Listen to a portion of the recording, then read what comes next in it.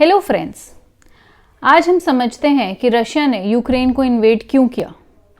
इसको समझने के लिए हमें इसके कुछ की इंग्रेडिएंट्स को पहले समझना होगा।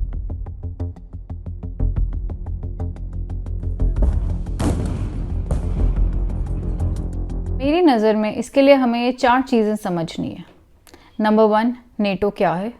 Number 2, development of NATO. Number 3, Soviet union क्या थी। Number 4, earlier invasions of Russia. NATO is North Atlantic Treaty Organization और North Atlantic Alliance. NATO एक वो एसोसिएशन है जहाँ हर मेंबर ये एग्री करता है कि अगर कभी भी कोई एक्सटर्नल अटैक होता है तो सब म्यूचुअल डिफेंस से उसको ख़त्म कर देंगे। It constitutes of a system of collective security. NATO के हेडक्वार्टर्स बेल्जियम में है। अब मैं आपको कुछ नेटो के मेंबर्स बताती हूँ।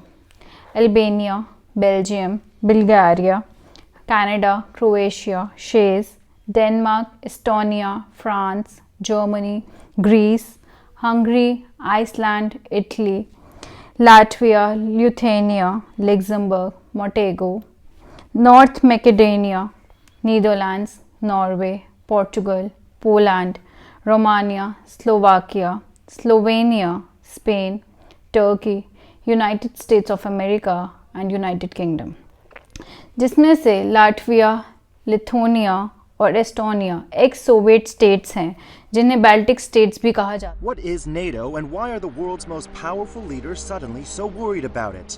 Well, NATO stands for the North Atlantic Treaty Organization.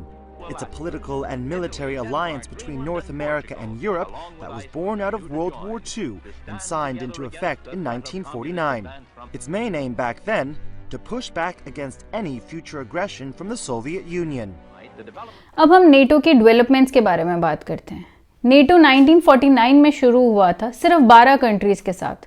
फिर धीरे धीरे 1952 में ग्रीस ने ज्वाइन किया, 1955 में वेस्ट जर्मनी ने ज्वाइन किया, 1982 में स्पेन ने, 1990 में पूरे जर्मनी ने, 1999 में हंगरी, पोलैंड और चेक रिपब्लिक ने, 2004 में Bulgaria, Romania, Slovakia and Slovenia ने, 2009 में अल्बानिया और क्रोएशिया ने, 2017 में मोंटेग्रो ने और 2020 में नॉर्थ मैकेडोनिया ने। There were 12 original NATO member countries. Today there are 28. 7 of those are former Warsaw Pact countries. Each member of NATO has an equal say in discussions and decisions. One of the most important principles of the NATO treaty is Article 5. It states that an attack on one country is in theory an attack against all members. That means there are 3.6 million active personnel and another 3.7 million in reserve. So if it really came down to it, 7.3 million NATO forces could be mobilized, account for most of the globe's military spending, just under $1 trillion. In 2006, all 28 member states agreed to spend 2% of their GDP for the alliance's defense spending. But in fact, in reality, that target is rarely met. In 2015, the median spend was just 1.18%. The United States spent a whopping 3.7%. That means that America accounted for some 70% of the alliance's total defense spending.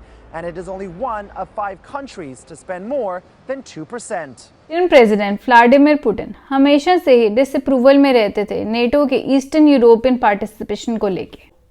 चलिए अब हम Soviet union के बारे में बात करते हैं। Soviet union क्या थी?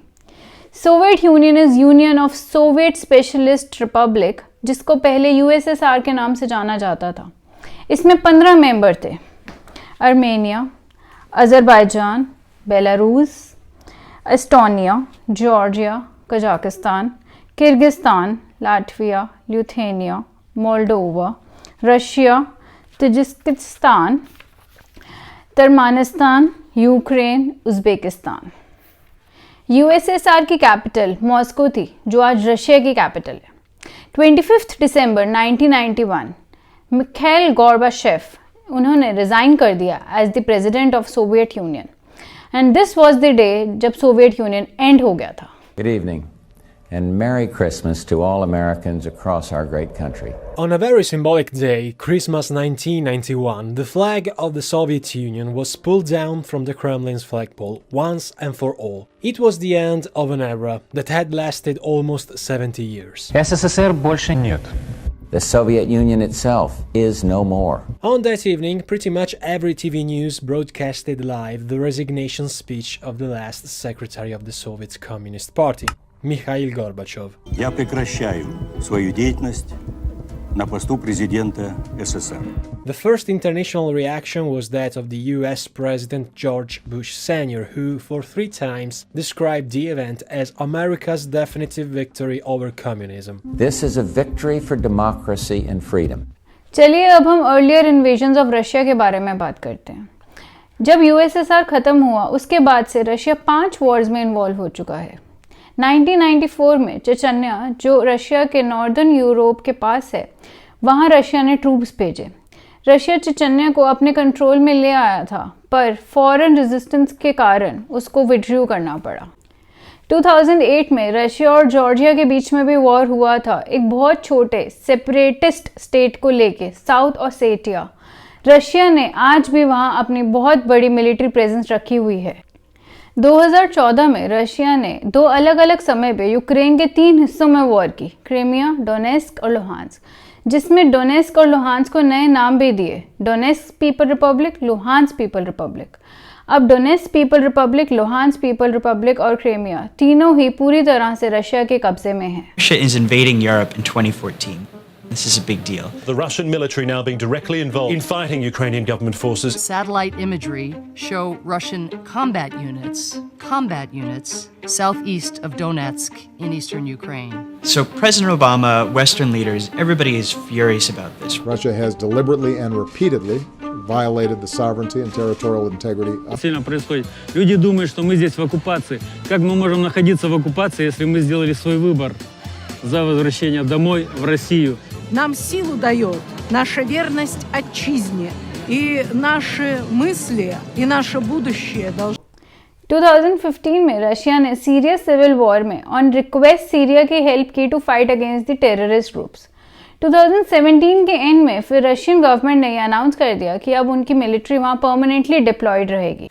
यूक्रेन वर्सेस रशिया के और इन्फॉर्मेशन के लिए आप हमारी अगली वीडियो देखिए। अगर आपको अभी तक का हमारा कंटेंट अच्छा लगा हो तो please like, share and subscribe. Thank you.